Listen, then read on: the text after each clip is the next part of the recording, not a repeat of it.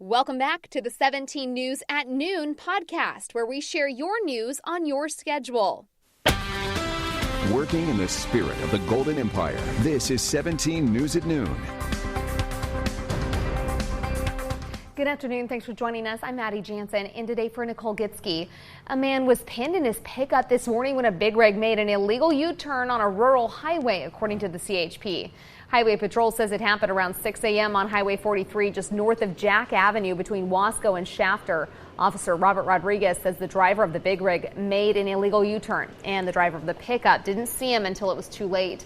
The pickup slammed into the semi and ended up wedged beneath the trailer. The driver of the pickup was flown to Kern Medical with major injuries. When you're out here on these rural areas, please pay extra attention to things that might happen. You never know when someone's going to make a U-turn in front of you or something's going to come out in front of you. There's going to be a hazard. Again, please be alert as possible when you're out here.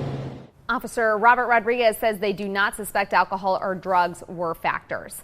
Meantime, about an hour later, a deadly accident not far away, just west of Shafter on Burbank Street and Scaroni Avenue.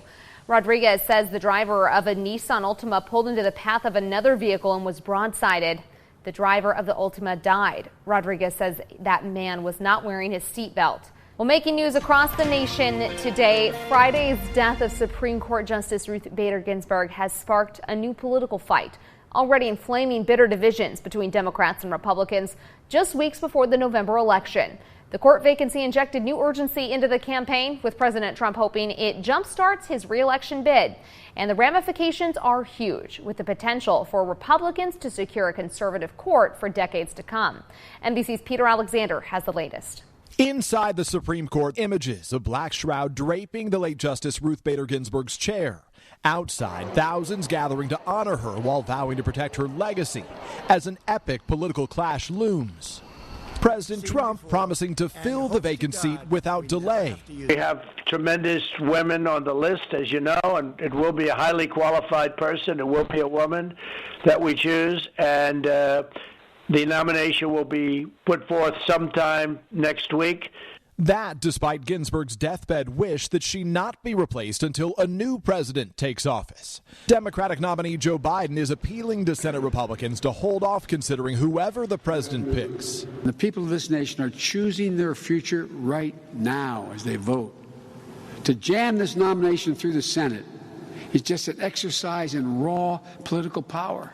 Some of those Senate Republicans are now facing accusations of hypocrisy for contradicting their past positions after President Obama's nomination of Merrick Garland to replace Justice Antonin Scalia nearly 8 months before the 2016 election. If there's a Republican president in 2016 and a vacancy occurs in the last year of the first term, you can say Lindsey Graham said, let's let the next president, whoever it might be, make that nomination, and you could use my words against me and you'd be absolutely right.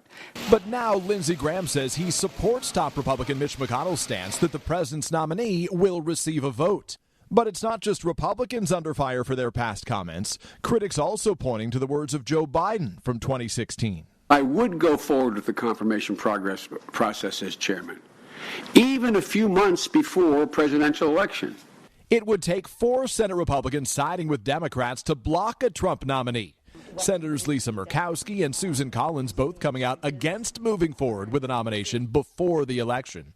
Mitt Romney, who sided with Democrats during impeachment, has yet to comment. House Speaker Nancy Pelosi not ruling out impeaching President Trump if necessary to prevent the Senate from acting on a nomination.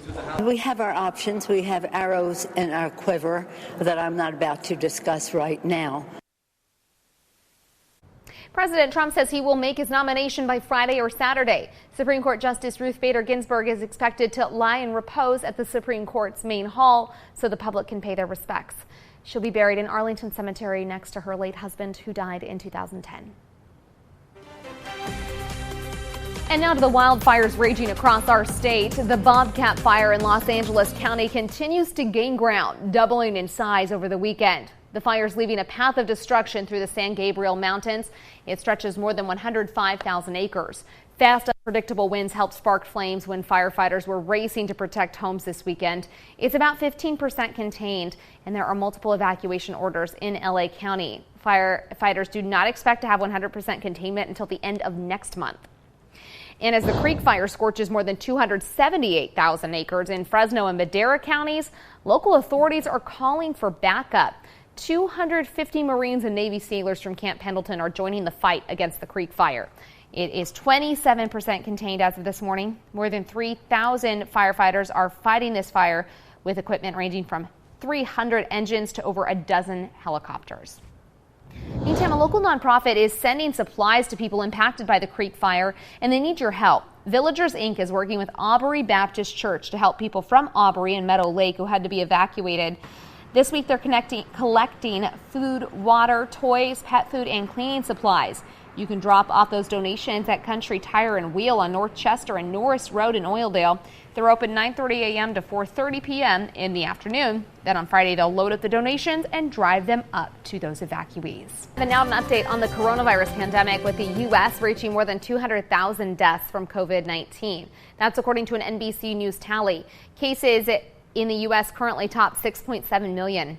California, Texas, Florida, and New York report the highest number of cases. Back in March, Dr. Deborah Birx said if Americans followed precautions perfectly, she predicted 100,000 to 200,000 fatalities from the virus. Now experts are making another ominous prediction that more than 400,000 deaths could come by January. Here at home, Public Health reported 63 new COVID-19 cases this morning, bringing the total to 31,582 cases and 354 deaths. 133 people are being treated in local hospitals. 21 people have died this month. The county says it needs to see less than 63 cases a day and a test positivity rate of less than 8% to ease restrictions. Currently, we are above those metrics. New information now on a man who was killed in a crash over the weekend in Northeast Bakersfield. It happened around 8:15 last night on China Grade Loop just north of Alfred Harrell Highway. The California Highway Patrol says a 51-year-old man was riding a motorcycle when a driver pulled off the shoulder and into its path. The rider was thrown from the bike. No one else was hurt, and CHP does not believe that drugs or alcohol were factors. A 64-year-old Cayucas man was killed on Saturday after crashing his motorcycle into a Kern County Sheriff's Office patrol vehicle in the Kern River Canyon. CHP says for an unknown reason, the rider lost control and slid directly into the path of the deputy's car.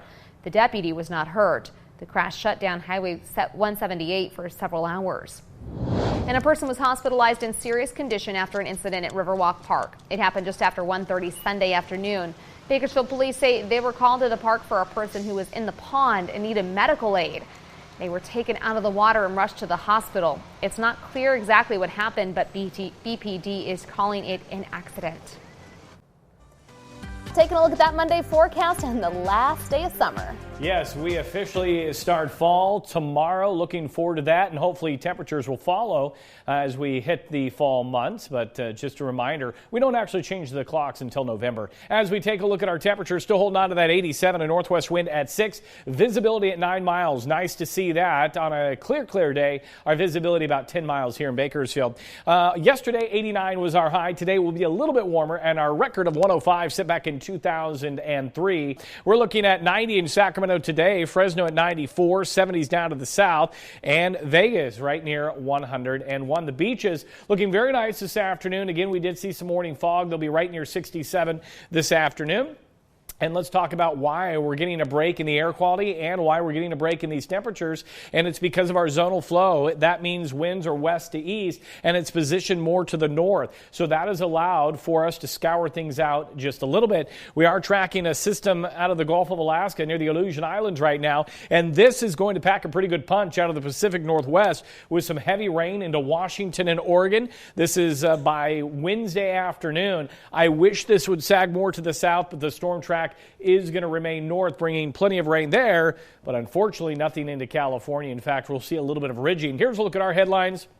Near normal temperatures will continue for us here in the valley. Slight haze will remain over Kern County the next 7 days. No rain heading into the start of fall, unfortunately. And again, we emphasize fall begins tomorrow. And we sound like a broken record, but hey, it's something to look forward to, right? Here's a look at our air quality. Going to be unhealthy for sensitive groups for today. Your AQI at 101, so a big improvement there. And as we take a look at our overall numbers for today, 92 in Bakersfield, Delano at 91, 93 out in Buttonwillow. For the mountains in the Kern River Valley, look for a northwest wind 5 to 10. 81 in Fraser Park, 89 in Tehachapi, 90s into the Kern River Valley. And then out in the desert, we'll look for sunny skies today, southwest wind 10 to 20 and 92 in Mojave. Here's a look at that extended forecast for you.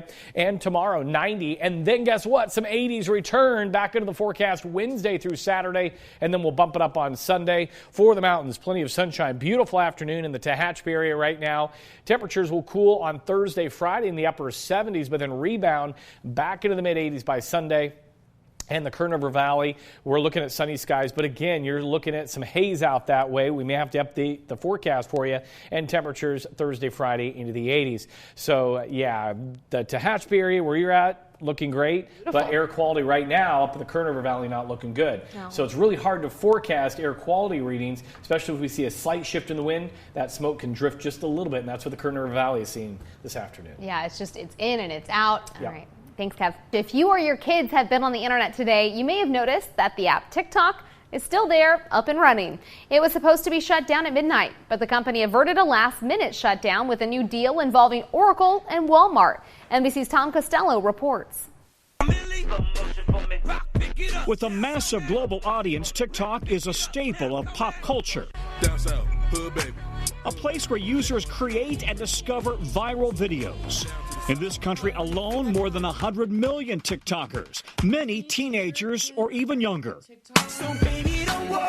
A critical audience that's paying close attention.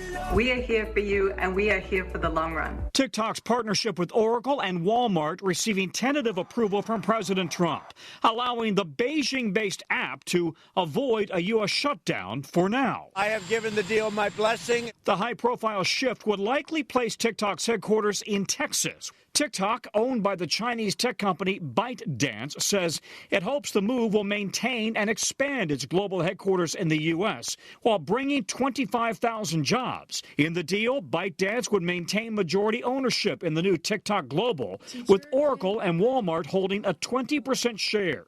Walmart would also introduce e-commerce to the app, allowing users to shop Walmart online through TikTok. It'll look the same when you turn it on or your kids turn it on tomorrow. The question is, will it get worse? And does this group of people make it better? With Oracle taking over its American operations to safeguard users' data. Oracle, whose chairman held a fundraiser earlier this year for President Trump, announcing it will operate TikTok systems in the Oracle cloud. A major step following concern about user data being shared with the Chinese government. It will have nothing to do with China. It'll be totally secure. But some experts are still concerned. It's not clear how American information is protected. It's not clear how they couldn't just do this by going public and becoming an American company.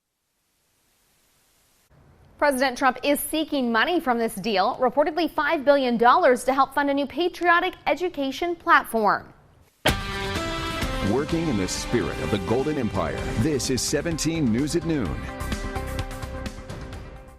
The 17 News at Noon podcast is a production of KGET and Nexstar Media Group. For more on all of the headlines in today's show, head to KGET.com.